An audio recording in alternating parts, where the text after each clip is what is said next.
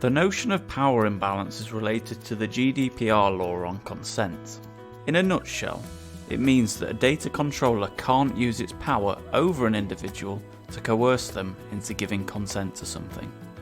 In the GDPR, it is highlighted that consent must be freely given, and consent will not be lawful where there is clear power imbalance between the data subject and the controller. In plain English, this means that organisations cannot use their position as an advantage. An individual must have completely free choice as to whether or not they choose to give their consent. If an individual does not give their consent freely, it isn't valid consent.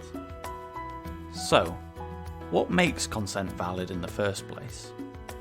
Consent should be obvious and require a positive action to opt in. So, consent requests must be prominent and separate from other terms and conditions, concise, easy to understand, and user-friendly.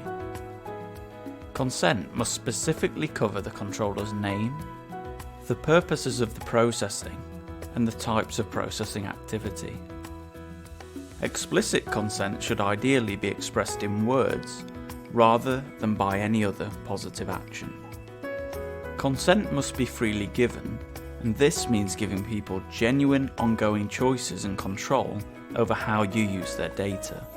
This is the point that can be affected by power imbalance. So, back to power imbalance.